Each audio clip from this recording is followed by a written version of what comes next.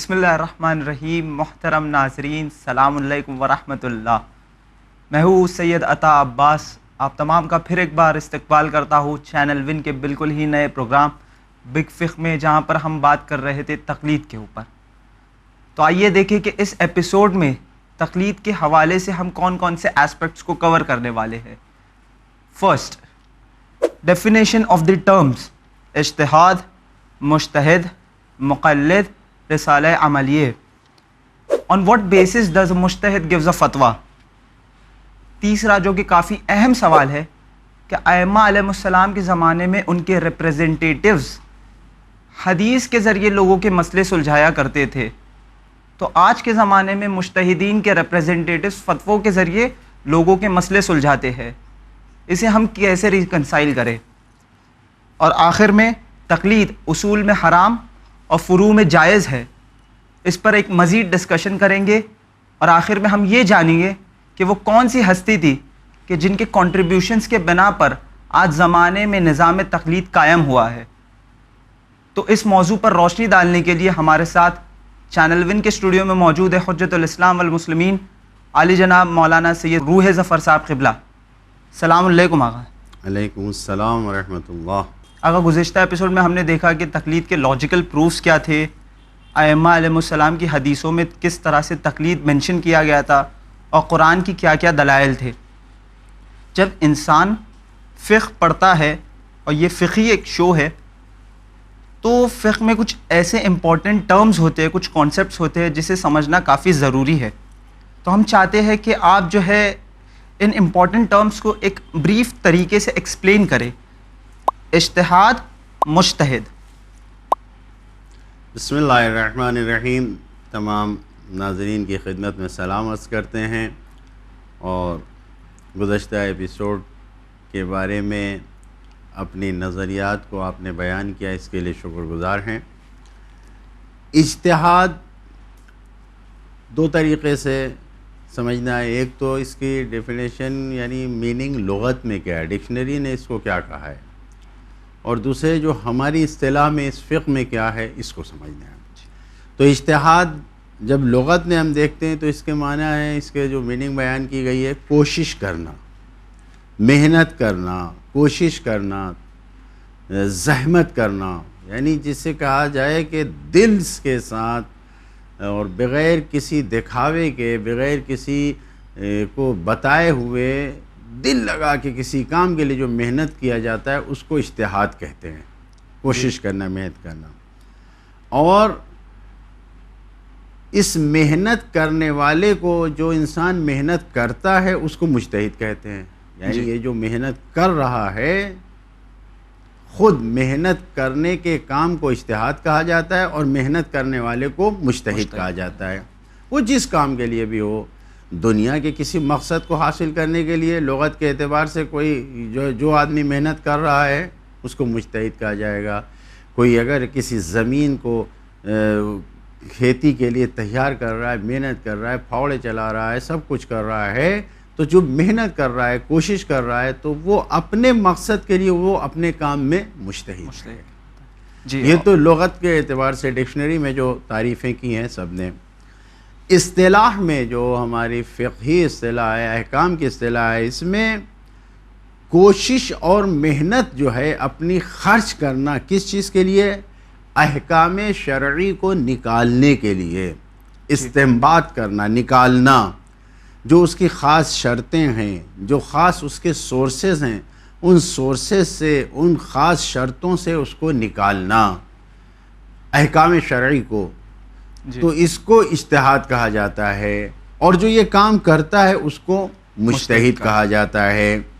اب ایک مجتہد جو محنتیں کرتا ہے، مشقتیں اٹھاتا ہے، زحمتیں کرتا ہے، تو اس کو اس کام کے کرنے کے لیے جو راستہ طے کرنا ہوتا ہے، اس راستے کے لیے جو تقریباً 30 سال، 25 سال، 30 سال، 40 سال لگتے ہیں، پھر اس منزل پر پہنچتا ہے، وہ پورے طور پر کمپلیٹ ادبیات عربی گرامر کو پورا سیکھتا ہے، منطق، لاجک جو ہے اس کو انسان سیکھتا ہے، اصول فقہ یعنی فقہ کے جو اصول ہیں، جو گائیڈس ہیں، اس کو سیکھتا ہے، اور اسی طریقے سے آیات الاحکام، قرآن مجید میں جو احکام سے متعلق آیتیں ہیں اس کو سیکھتا ہے. علم رجال، روایتوں میں آنے والے ایک ایک آدمی کے بارے میں اس کی پوری بایوگرافی کو، رجال الاحکام اس کو دیکھتا ہے. درایت الحدیث، حدیث کے سارے علم کو سیکھتا ہے کہ کس حدیث کو کیسے ہمیں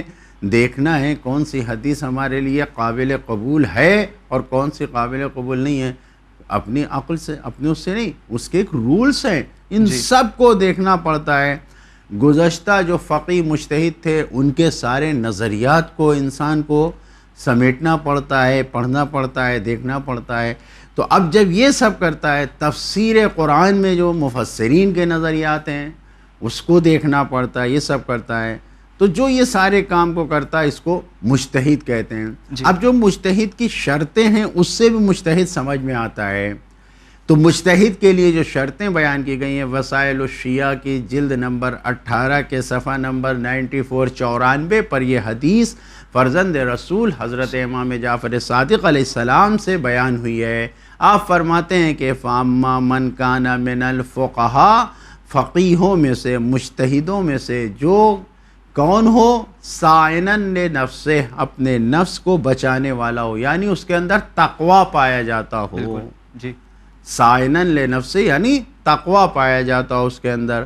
حافظاً لدینہ، جو اپنے دین کا حافظ و محافظ و نگہبان ہو، جی، حفاظت کرنے والا، رکھوالا ہو، جو بھی کہہ لیں آپ. تو جو اپنے دین کا محافظت کرنے والا ہے. مخالفاً لہواہ، جو اپنی خواہشات نفسانی کی مخالفت کرنے والا، یعنی اس کے اندر عدالت پائی جاتی ہو. بالکل. مجتہد کی شرطوں میں سے یہ مطیعاً لامر مولا، یعنی اللہ کے حکم جو کچھ ہیں، اللہ کے نہیں جو کچھ ہیں اس کا پابند ہو. جو ائمہ معصومین علیہ السلام نے اوامر و نواہی کو بیان کیا ہے، وہ امر و نہی کو بیان کیا ہے، وہ سب کے سامنے سر تسلیم کو خم کیے ہوئے ہو. اگر یہ شرطیں اس کے اندر پائی جاتی ہیں تو فَلِلْعَوَامِ أَن يُقَلِّدُوهُ، تو مولا فرما رہے ہیں چھٹے امام عمرے کہ عوام پر لازم ہے کہ اس کی تقلید کریں. جی بالکل. یعنی یہ شرطیں یہ بتا رہی ہیں کہ یہ سارے کام کی اس نے پریکٹس کیا ہو. یہ کام عام آدمی نہیں کر سکتا، چند روز کی تعلیم حاصل کرنے والا نہیں کر سکتا. مدتوں اس کی ریہرسل اور پریکٹس کی جاتی ہے ان چیزوں کے لیے. یہ جو بیان کی ہیں شرطیں، تب انسان کسی منزل پر پہنچتا ہے.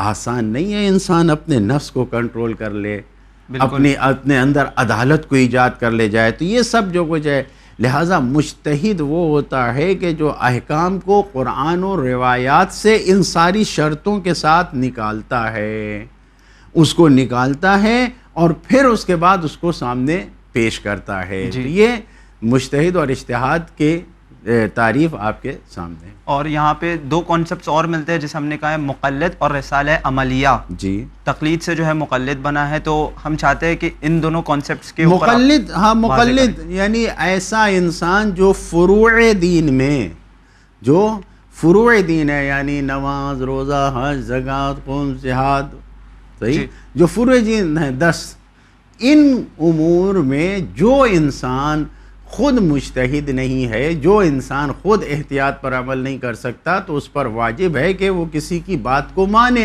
جی. جب کسی مجتہد کی بات کو مان کے وہ عمل کرتا ہے تو اس کو مقلد کہتے ہیں. کہ جو خود جس کے اندر توانائی نہیں ہے، ظاہر سی بات ہے کہ دوسرے امور میں زندگی کے اس نے اپنے وقت کو لگایا ہے، بالکل، تو اب وہ اس لائن میں یعنی وہ احکام کو نہیں حاصل کر سکتا.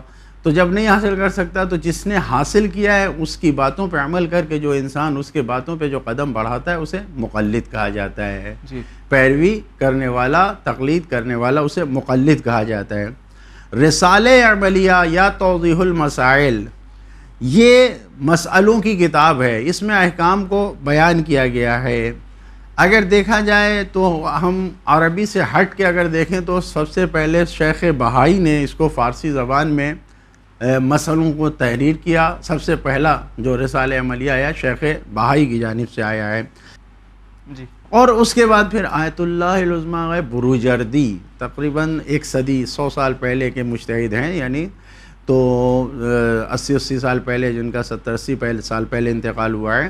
آیت اللہ بروجردی کے زمانے میں باقاعدہ طور پر توضیح المسائل کو لکھا گیا، اور اس کے بعد سے پھر اب یہ 100 سال میں جتنے فقہا ہیں سب توضیح المسائل لکھ رہے ہیں، اور یہ کتاب رسالہ عملیہ اس طریقے سے سامنے آتے جا رہی ہے کہ آج بھی جو مجتہدین ہیں سب کی توضیح المسائل موجود ہے، رسالہ عملیہ موجود ہے، کہ جس میں جو وہ دلیلوں سے احکام کو نکالتے ہیں، اس احکام کو، اس نتیجے کو عمل کرنے کے لیے اپنے مقلدین کی خدمت میں پیش کرتے ہیں، اسے رسالہ عملیہ کہا جاتا ہے۔ جی، اب یہاں پہ ہم جاننا چاہتے ہیں کہ اگر ایک مجتہد ہے جسے ایک فتویٰ دینا ہے تو وہ کن کن چیزوں کے بنا پر اس فتوے کو ڈیرائیو کرتا ہے،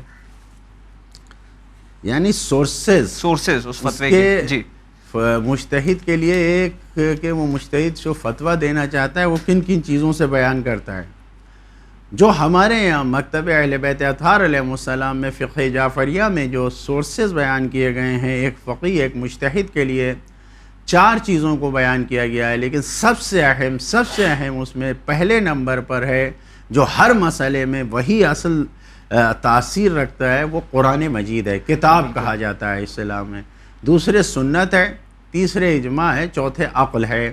میں مختصر طور پر یہاں پر بیان کرنا چاہتا ہوں کہ قرآن مجید سب سے بڑا سورس ہے ایک مجتہد کے لیے اپنے مقلدین کے خدمت میں حکم شرعی کو پیش کرنے کے لیے۔ جی، تقریباً قرآن مجید کی 500 آیتوں کو ملا کر یہ کہا گیا ہے کہ تقریباً یہ وہ آیتیں جس میں ڈائریکٹ حکم شرعی کو بیان کیا گیا ہے۔ آیات الاحکام کے نام سے کتابیں لکھی گئی ہیں، تو آیات الاحکام جو کتابیں لکھی گئی ہیں، جو بیان کی گئی ہے، قرآن مجید سب سے پہلا سورس ہے، اور اس کے ذریعے سے کیوں؟ اس لیے کہ قرآن مجید قطعی السند ہے، یعنی 100% بلکہ جتنا بڑا یقین کا درجہ انسان رکھ سکتا ہے، اس درجہ یقین پہ اگر جا کے انسان کہے کہ مجھے یقین ہے، تو اس یقین سے بھی بالاتر اگر یقین ہے خدا کا کلام ہونے میں تو قرآن مجید ہے۔ بے شک و شبہ نہیں ہے قرآن مجید کے یقین۔ اور اس کے بعد جو قرآن مجید میں کوئی تحریف نہیں ہے، کوئی تبدیلی نہیں ہے۔ جی، بالکل۔ فرزند رسول حضرت امام محمد باقر علیہ السلام نے فرمایا، اصول کافی کی پہلی جلد کے صفحہ نمبر 77 پر یہ حدیث موجود ہے کہ ان اللہ لم یدع شیئا یحتاج الیہ الامہ، اللہ تعالیٰ نے کسی بھی چیز کو چھوڑا نہیں ہے کہ امت کو جس کی ضرورت ہو اور خداوند عالم نے بیان نہ کیا ہو، کچھ بھی نہیں چھوڑا ہے۔ الا انزلہ فی کتابہ، اپنی کتاب میں خداوند عالم نے سب کچھ نازل کر دیا ہے، کوئی حکم ایسا نہیں ہے کہ جو خدا کی کتاب میں موجود نہ ہو۔ وَبَيَّنَهُ لِرَسُولِهِ، اور اپنے رسول کے لیے اس کو بیان کر دیا ہے۔ بالکل، ہر حکم کو خداوند عالم نے جعل لکل شیء حدا، ہر چیز کے لیے اس نے ایک حد معین کی ہے، ہر چیز کی ایک سزا جزا معین کر دیا ہے اس نے۔ وجعل علیہ دلیلا یدل علیہ، ہر حکم کے اوپر اس نے، خداوند عالم نے دلیل کو معین کیا جو اس حکم پر دلیل ہے، دلالت کرتی ہے، سب کچھ معین کر دیا ہے۔ وجعل علی من تعدى ذلک الحد، اور خداوند عالم نے ایسے انسانوں کے لیے جو اس قرآن مجید کی مخالفت کرے اور اس کے حد سے تجاوز کر جائے، اس پر عمل نہ کرے، اس کے لیے سزا بھی معین کیا ہے۔ یہ ہمارے امام فرما رہے ہیں۔ تو قرآن مجید ایک سورس ہے، مضبوط سورس ہے، محکم سورس ہے، جس سے ہر حکم میں دلیل پیش کی جاتی ہے۔ بالکل، ہمارے مجتہدین قرآن مجید سے۔ تو یہ مختصر طور پر قرآن۔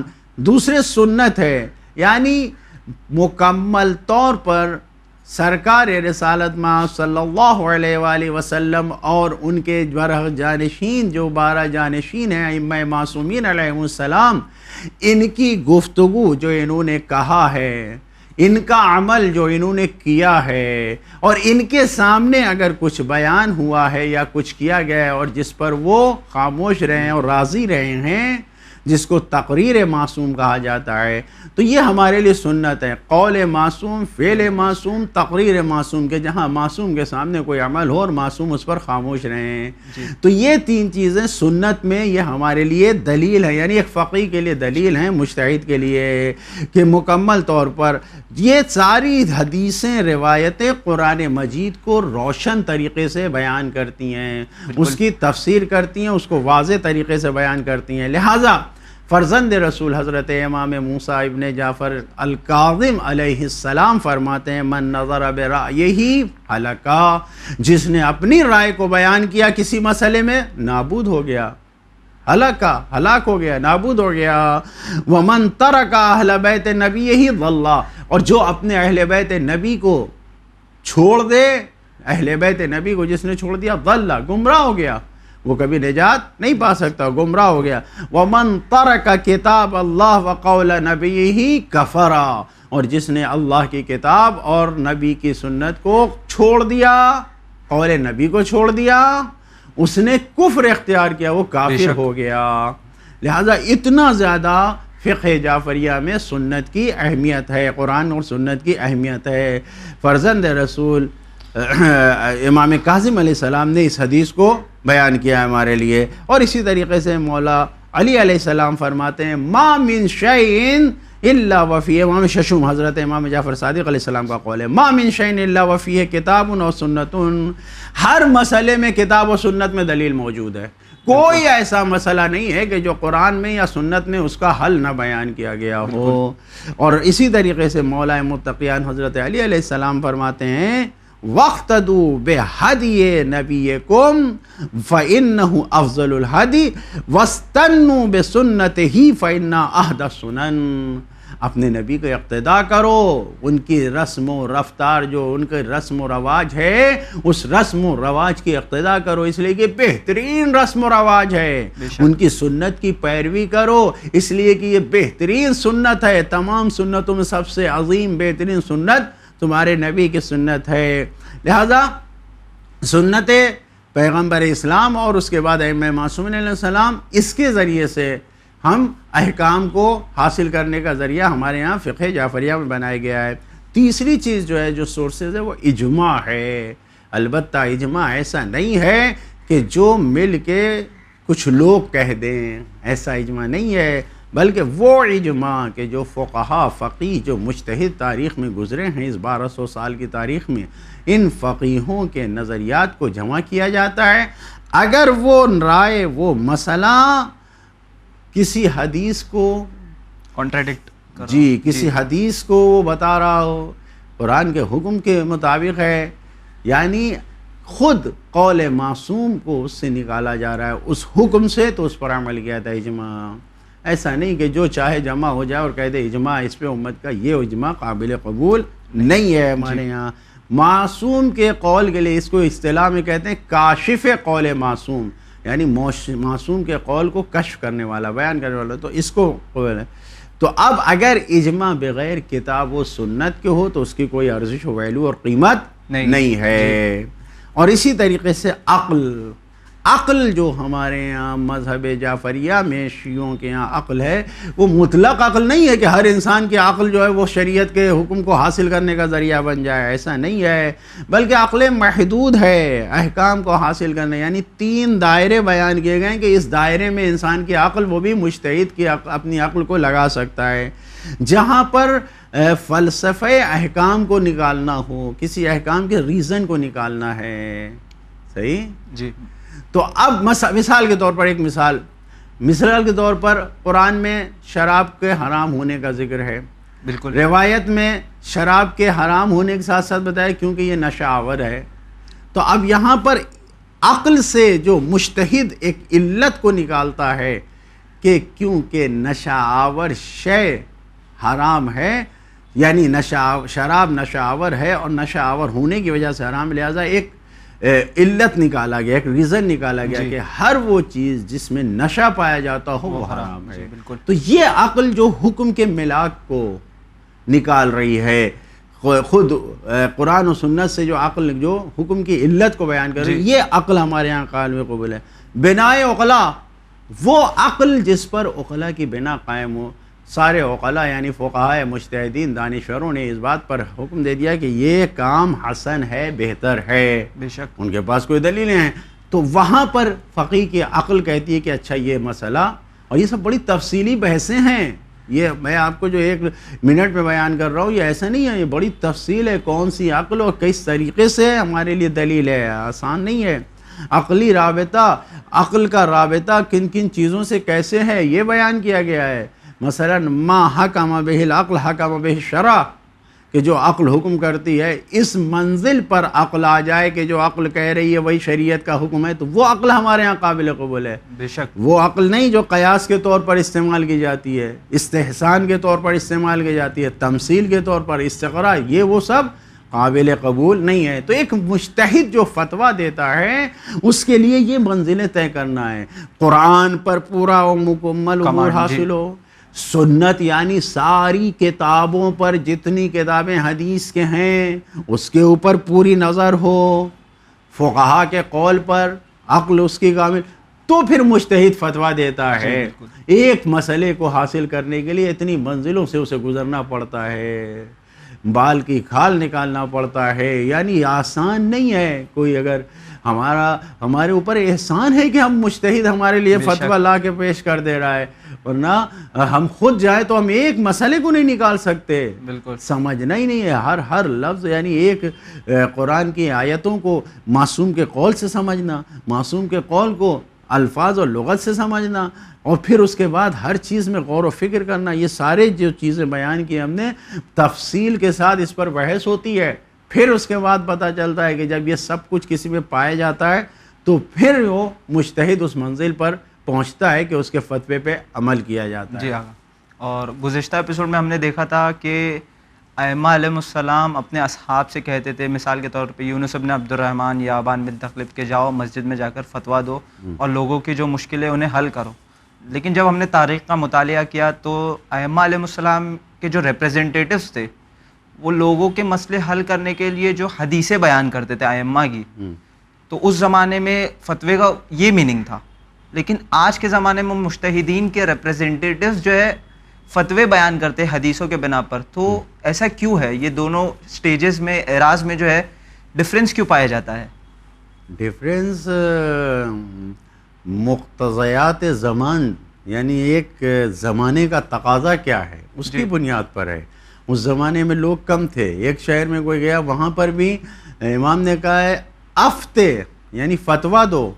فتویٰ دینے کا مطلب کیا ہے؟ یعنی ہماری حدیث جو تم نے سنا ہے اس کی بنیاد پر حکم شریعت کو بیان کرو. یہ مقصد نہیں ہے کہ ہماری حدیث کو صرف پڑھ کے کہ لوگ خود سمجھیں، نہیں، اس کے ہماری حدیث کو سن کے لوگوں کے درمیان فتویٰ دو، یعنی لوگوں کے مسئلے کو بیان کرو. اس زمانے میں بیان کرنا ہی کافی ہوتا تھا، لوگوں کی تعداد کم تھی، بیان کم ہوتا تھا. لیکن یہ سلسلہ ایسے ہی نہیں چلا ہے جی کہ یہ فتویٰ دو اور بس کافی ہے، نہیں. اماموں نے جو خطوط لکھے ہیں اس میں جب وہ لکھتے تھے تو بتاتے تھے کہ یہ حدیث ہے، اس کو بیان کرو، یہ اس مسئلے کے لیے. پھر وہ وہاں پر بیان کرتا تھا اپنی نظر کو، جتنے بھی امام کے نمائندے ہوتے تھے وہ بیان کرتے تھے. آج زمانے نے ترقی کیا ہے. آج اگر بیان کیا جائے ایک مسئلے میں کہ ہماری اس مسئلے میں کیا کیا دلیلیں ہیں، تو مسئلہ صرف ایک لائن کا ہوگا، ایک سطر کا ہوگا. ٹھیک ہے جی. مثلا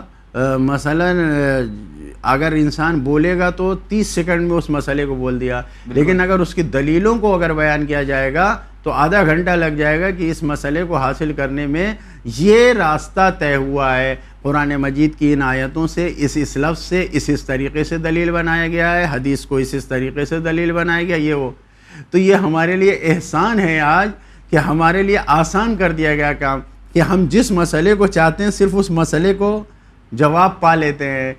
اس کے سورسز کو ہمارے لیے نہیں بیان کیا جا رہا ہے. اگر اس کے سورسز کے ساتھ بیان کیا جائے تو اس کے سورسز میں ہی ہم گم ہو کے رہ جائیں گے اور مسئلہ اور کافی موٹی موٹی کتابیں لکھنی پڑیں گی تب. لہٰذا ابھی مسائل کو بیان کیا جا رہا ہے، صرف مسائل کو، تو وہ دو ویلیوم میں 4 ویلیوم میں آ جاتی ہے کہ یہ مسائل ہیں. توضیح المسائل ایک ہی اس میں آ جاتی ہے، ایک ہی جلد میں آ جاتی ہے. تو اس لیے جو مجتہدین اس زمانے کے تھے وہ بھی فتویٰ دیتے تھے، وہ زبانی بیان کر دیتے تھے. آج جو مجتہدین ہیں وہ بھی فتویٰ دے رہے ہیں، لیکن آج جو سب کچھ سورسز کے ساتھ وہ اپنی کتابوں میں لکھا ہوا ہے ان کے لیے. جی بالکل. لیکن جو ہمارے پاس آ رہا ہے وہ انہوں نے وہی پیش کیا ہے جو صرف نتیجہ ہے کہ جس پر عمل کرنا. ہم یہ کہہ سکتے ہیں فتویٰ جو ہے حدیث، قرآن اور حدیث کا نچوڑ ہے کہ جس پر عمل کرنا ہے. جی. یعنی ہماری ذمہ داری کیا ہے اس کو وہ مجتہد بتا دے رہا ہے، اسے اور ایزی فارمیٹ میں ہمیں پیش کیا، ایزی فارمیٹ میں پیش کر دیا ہے. جی. اور ہم نے گزشتہ ایپیسوڈ میں یہ بھی دیکھا تھا کہ تقلید جو ہے اصول میں حرام ہے اور فروع میں جائز ہے، لیکن آپ بہتر جانتے ہیں کہ وہ جو اصول کی بحثیں ہے وہ کافی سخت ہے ایز کمپیئر ٹو فروع. تو عقل تو یہ کہتی ہے کہ انسان کو ہارڈ چیزوں میں گائیڈنس کی ضرورت پڑتی ہے، تو اس میں اس کا اپوزٹ کیوں دیکھنا پڑتا ہے کہ ہارڈ چیز میں تو گائیڈنس ہے ہی نہیں اور تقلید حرام ہے اصول میں؟ اس جگہ پر غور کیجئے. دیکھیے بحثوں کو پیش کر کے ان کتابوں پہ اگر آپ جائیں گے تو یس ویری ویری ڈیفیکلٹ، کتابیں ڈیفیکلٹ ہے. لیکن ہم کو کیا کہا گیا ہے؟ ہم سے یہ مطالبہ کیا گیا ہے کہ اصول دین کو اپنی عقل سے سمجھو. ایک انسان کے لیے جی اللہ کے وجود کو سمجھنا آسان ہے یا مشکل ہے؟ آسان ہے. اپنے آس پاس کی چیزوں کو دیکھ رہا ہے، دنیا میں جو چیزیں پیدا کی گئی ہیں اپنی عقل سے. یہ ہمیں نہیں کہا گیا ہے کہ جا کے دلیلوں کو حاصل کرو، دلیلوں کو پڑھو اور اس کے بعد نہیں. وہ کتابیں لکھی گئی ہیں، وہ اس کو دلیل بیان کیا گیا ہے. ہم سے یہ کہا گیا یقین حاصل کرنا. جتنے مجتہدین ہیں سب نے یہ فتویٰ لکھا ہے، اماموں نے بھی کہا ہے تمہیں جس چیز سے یقین حاصل ہو جائے. اللہ کے رسول نے اس چرخہ کاٹنے والی عورت سے جو اس نے پوچھا جب چلتا ہے کہ اللہ کے وجود پہ دلیل کیا ہے، اس نے اپنے چرخے کو روک دیا اور اس کے بعد پھر رسول سے کچھ نہیں کہا. رسول نے پوچھا کیا ہوا؟ کہا دیکھا جب میں اس چرخے کو چلا رہی ہوں تو یہ چل رہا ہے، جب میں روک دے رہی ہوں. اس کا مطلب یہ ہے کہ جب کوئی چلانے والا ہوگا تو یہ چلے گا. جی بالکل. اس کا مطلب یہ ہے کہ پوری دنیا جو چل رہی ہے، سورج چاند، یہ پورا نظام سسٹم کوئی چلانے والا ہے جو اسے چلا رہا ہے. بالکل. اس ایک بوڑھی عورت نے، جاہل عورت نے وجود خدا پر کیسے یقین کیا ہے؟ اس ایک چرخے سے. اللہ کے رسول نے صحابیوں سے کہا اس طریقے سے خدا کو پہچان کے یقین کرو. وہاں پہ بڑی بڑی دلیلیں نہیں ہیں.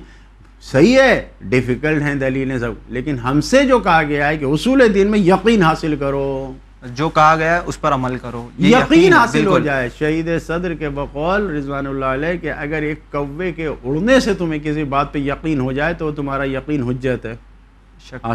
تو اصول دین مشکل نہیں ہے. اگر انسان اپنے اطراف و جوانب میں دیکھے ہر چیز میں دلیل ہے کہ اللہ ایک ہے.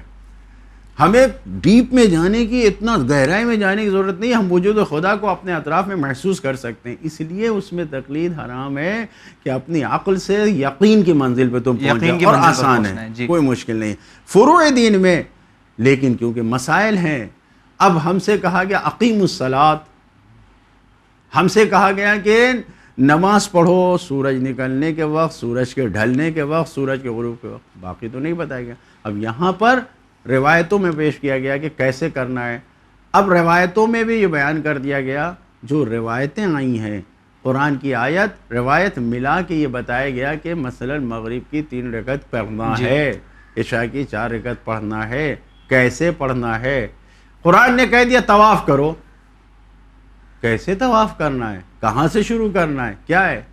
تو یہ سب فروع جو ہے، یہ جزئی چھوٹے چھوٹے مسائل بظاہر یہ سب آسان ہے، لیکن جب اس کو نکالنے کی منزل پہ آدمی جائے گا تو اتنی دلیلیں اس کے اوپر ہیں، اتنا مشکل ہے یہ کام ہمارے پاس. کیونکہ یوں کہا جائے کہ بالکل آسانی کے ساتھ پکا پکایا کھانا مل رہا ہے، ہم اسے کھا کے شکمسیر ہو رہے ہیں، شکر خدا ادا کر رہے ہیں، تو ہم سمجھ رہے ہیں کہ بہت آسان ہے. لیکن اگر ہم غور کریں کہ اس روٹی میں، جو روٹی ہمارے سامنے گرم گرم آئی اور ہم نے کھا کے شکر خدا عطا کیا، اس روٹی کے ہمارے دسترخوان پہ آنے میں کتنے ہاتھ لگے ہیں سوچ بھی نہیں سکتے.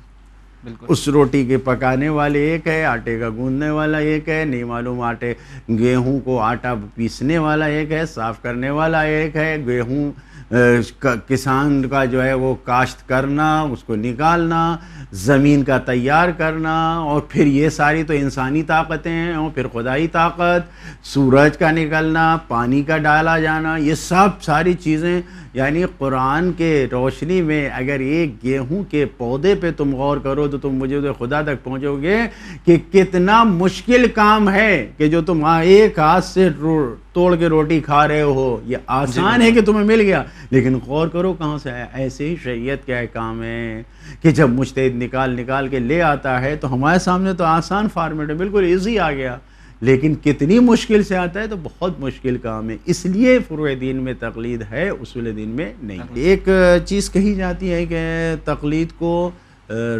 رائج کیا ہے یا شروع کیا ہے آیت اللہ محمد باقر وحید بہبہانی نے۔ جی انہوں نے کیا کیا، اس زمانے میں بہت زیادہ ایسا ہو گیا تھا کہ لوگوں کے درمیان اخباریت پھیل گئی تھی۔ اخباریت یہ جو آج کل کی اصطلاح بے دینی والی نہیں ہے، مراجع کی مخالفت نہیں، اس زمانے میں اکثر لوگ یہ کہتے تھے کہ یعنی زیادہ تر یہ لوگ کہہ رہے تھے، اور اس بات کی تبلیغ کی جا رہی تھی ان کے زمانے میں کہ خود سے کتابیں پڑھو، خود سے روایتوں کو حاصل کرو، خود سے مسائل کو نکالو، کہ جو ایک مشکل کام ہے، روایتوں کو سمجھنا مشکل کام ہے، آسانی سے صرف پڑھ کے انسان روایتوں کو نہیں سمجھ سکتا شیخ ہے۔ یوسف بحرانی ہاں، جو ہے، تو اب یہ جو ایسے لوگ تھے جو ایک پورا ایک طبقہ تھا، تو اس زمانے میں مرحوم بہبہانی نے، محمد باقر بہبہانی نے، یہ خود اصفہان کے پیدا شدہ تھے، پھر کربلا گئے، کربلا سے آگے بہبہان میں انہوں نے سکونت اختیار کیا تو یہ بہبہانی ہو گئے۔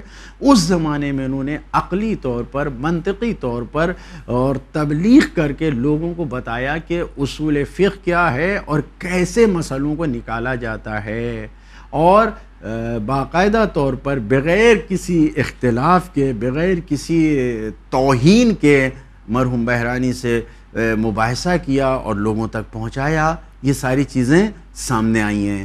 تو یہ اس زمانے میں مرحوم بہبہانی نے بہت زیادہ جو زور پھیل گیا تھا کہ لوگ اپنے سے مسائل کو، یعنی اخباری جو آ گئے تھے، ان اخباریوں کو صحیح راستے پہ لگانے کے لیے کہ اصولی جو کہا جائے اصول فقہ کے ذریعے سے مجتہد کی صورت میں جو مسائل کو پیش کیا ہے مرحوم بہبہانی نے، تو یہ مجدد ہوئے ہیں، انہوں نے گویا زندہ کیا ہے امر تقلید کو، ریوائیو کیا ہے جسے، ہاں، ورنہ یہ شروع سے تقلید کا دور تو اماموں کے زمانے سے چلا آ رہا ہے، اور ہر دور میں مجتہدین کی تقلید کرنے والے موجود رہے ہیں۔ جی بہت بہت شکریہ آغا، آپ نے اس پیچیدے مسئلے کو اور جو کوشچنز ہے تقلید سے متعلق، ہم امید کرتے ہیں ہمارے ویورز کو اس سے بینیفٹ ہوا ہوگا، اور تقلید سے متعلق جو ڈاؤٹس تھے وہ کلیئر ہو گئے رہیں گے انشاءاللہ۔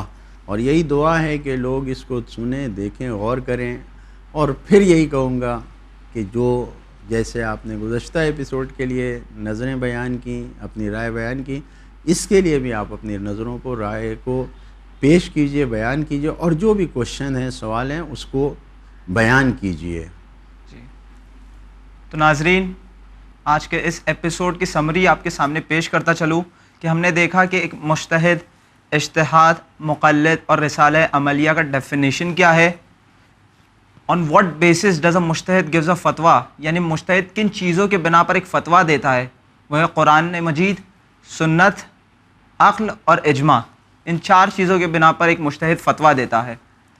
کس طرح سے جو آج فتوے دیے جاتے ہیں وہ قرآن اور حدیث کے نچوڑ ہے، اور اصول میں تقلید حرام کیوں ہے اور فروع میں تقلید جائز کیوں ہے، یہ ہم نے آج کے اس ایپیسوڈ میں ڈسکس کیا، اور آخر میں ہم نے دیکھا کہ شیخ وحید بہبہانی کے کیا کنٹریبیوشنز تھے تقلید کے نظام کو ریوائیو کرنے کے لیے۔ امید کرتے ہیں آپ کو یہ پروگرام پسند آیا ہوا ہوگا۔ اگر اس پروگرام سے متعلق آپ کا کوئی بھی فیڈ بیک یا سجیشن ہو تو ہمیں ضرور لکھیے winislam@gmail.com پر۔ انشاءاللہ آپ سے پھر ملاقات ہوگی، تب تک کے لیے دیکھتے رہیے چینل ون، پیغام انسانیت، فی امان اللہ۔